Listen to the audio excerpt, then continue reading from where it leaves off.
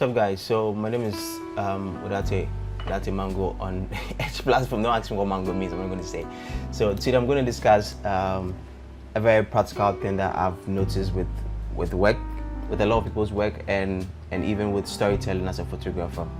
So within the past few days, I spent some time at an art gallery in Tamale in the northern part of Ghana, and I was interviewing an 85-year-old artist, and just like through discussions and watching how his work, I noticed a lot of things with art that could be transcended or should be transcended into photography that we don't usually see. So today I'll just be discussing color contrast, leading lines, and brightness and contrast.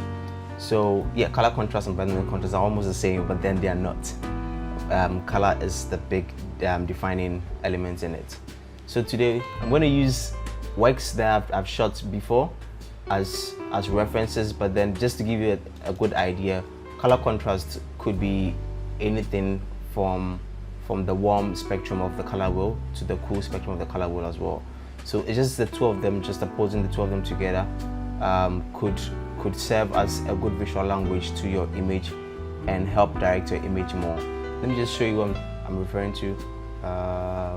Yeah, so this is not a good example, but then this also helps with color contrast, because even though it's not opposite on the color spectrum or not on the cool or the warm side of the color spectrum, the difference in the brightness or the hues of this colors, black against the blue background, blue open sky, serves as a very good example to what color contrast could be and how to even composite your image. So this originally was shot like this, and this is shot with the Panasonic G7 with a 14-42mm lens, the Vario lens. And for me, building a story or building an image comes from a very different point. It could be before it's shot or after during post. And I'm going to use this image to tackle a lot of things. That's brightness and contrast, and also leading lines. This is how the image was built. With what I did was that I shot a couple of other ones, so a couple of other images, and I just cut those images. As you can see here, I just cut those images. I cut the flying fabric at the back, and then I composited it into one complete image as this. Basically what's happening is that I'm leading your eyes directly to the image, which is his face. So this particular things are working as lines. Let me use another color which is bright enough to describe what I mean. So this particular fabrics are working as lines which lead to the face, exactly where I want you to look on first look. An image is more solid when you don't have to hunt around to find the focal point. It's easier if everything directs the focal point. So from this we come to this, which leads it directly to it. So you could tell that with all the fabric going on first look, your eyes lead straight to his face, which is exactly what I wanted. If I'm to put a black and white contrast, a black and white adjustment layer on it, you can tell straight on that the background, it's gray, almost veering towards the white of the black to gray spectrum, and the complete image stands out as a black.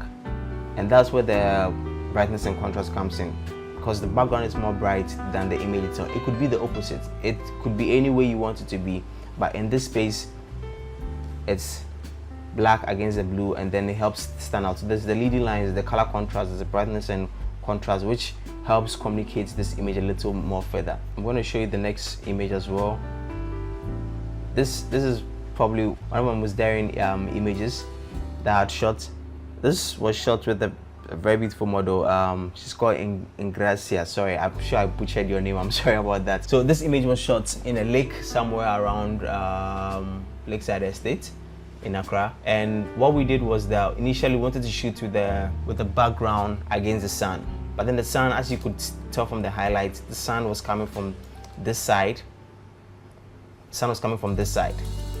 So, and I didn't have my filter on board for my lens, so I had to find another way to shoot it. So even with the highlights coming from this side and the highlights coming from this side of the image, you could tell that the sun came from this way, and then I used another soft light as a fill, and this was on the Jimbe HD600.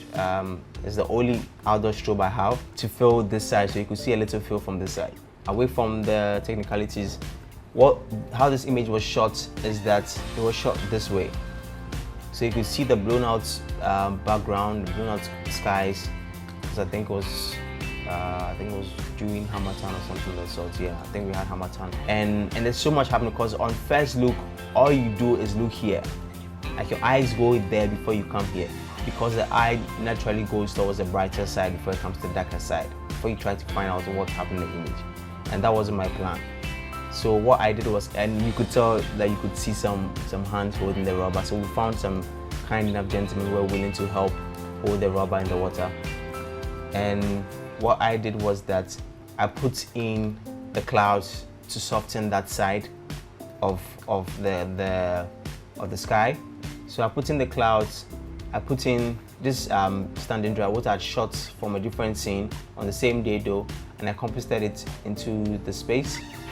So you can see, yeah, I did a composite of that into the space. Put the clouds there, and then yes, started cutting that out completely, and finally had this piece. And it's more directional because now what's happening is that there's so much contrast in this particular place that your eyes directly lead to it. There's all the bright colors happening here.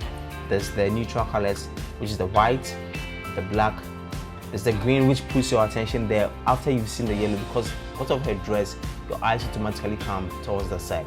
Even with the makeup, the lipstick and the eyeshadows going on, your eye automatically directs to that side. So this is a play of color, and using color, this is using color contrast against the brightness and contrast, because then there's the black going on, which it's a neutral color. There's a white shades going on. There's a little highlight of background from the other trees happening at the back there, and then your eye automatically leads to it. So the blue is a lighter shade as compared to the green, the darkish green in the lake. Your eye directly leads to it. Even her posture, the way she sits, there's this triangle attitude to it, which leads your eye directly to. So there's a lot of leading lines here that leads directly to who the model is or who she is. There's a contrast here with the black dryer, and then there's a brightness on her face as compared to the previous one. You can see a bit of difference in it. So yeah, this meant to be a very short tutorial just to discuss how to get your colors across and how to play with colors and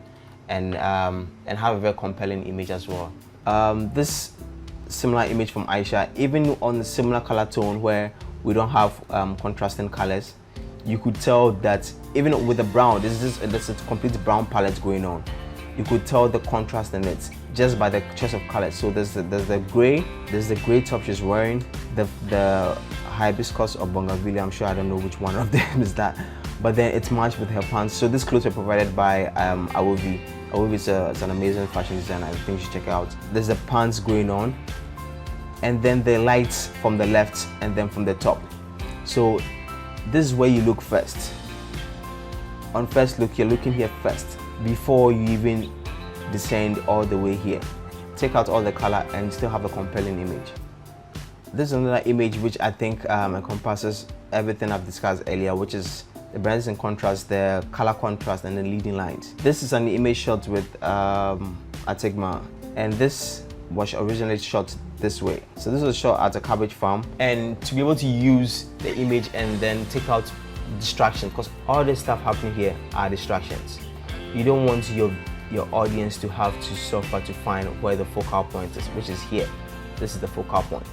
She is the focal point. You want to lead everybody or every eye towards where you want the audience to look at. All this stuff going on are distractions. You don't want to have distractions going on. One thing about social media now is that there's so much happening that even when you jump on Instagram, you keep on scrolling throughout. You find an image which is very compelling and then you double tap.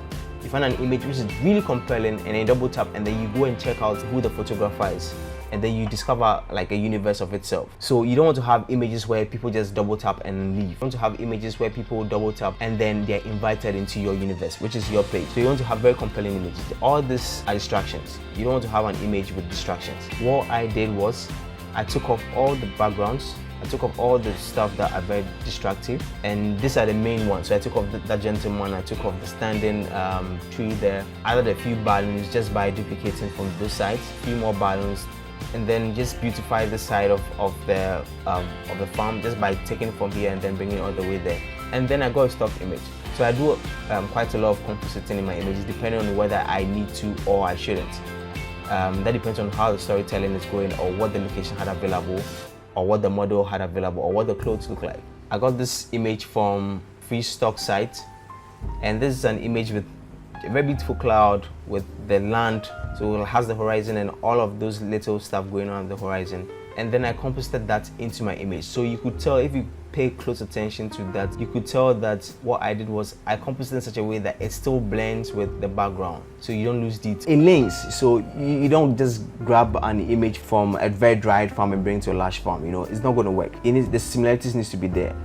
Yeah, so as I was saying, you need to find a background which complements your scene. So this particular background, you could tell, if I zoom in, you could tell where the bridge is. So you could even find some of the lush green going into. The original one already had some dried parts, so it's easier to blend in without having to give away what you are hiding or what you are extending. Did a bit of correction, did my dodge and bend, fixed her hair a bit, you know, just the basic stuff. Did some color balance just to blend the two together. Worked on the levels, brightness and contrast, basically complete overall blend, just making sure everybody sits at a good point. And then just for direction, or to be in line with the theme, I put this little circle around. Apart from the fact that all the lines lead to her, the circle also helps lead to her as well. So yeah, this is one of those things I've always been trying to discuss with people about, telling a story and just making sure that you have a couple of things that help make your story compelling, and it's easier for your audience to know what your focal point is and where to head towards. Alright guys, so I'm just going to say thank you for spending some time to watch this tutorial. I hope to make more tutorials. I've been quite busy with some other work, but yeah, this hopefully is going to be a good start to more tutorials to come. I was just discussing some images I've shot over time, dissecting them and showing you my workflow and how I get to where I am in terms of the final image as well. Okay, please don't forget to like and subscribe, and I see a lot of people subscribing to my page recently, and guys, I really appreciate it. Thank you so much for doing this. We are currently about 600. Let's make it to 1,000, and then we'll probably find another way to grow our page. Thanks a lot. See you guys.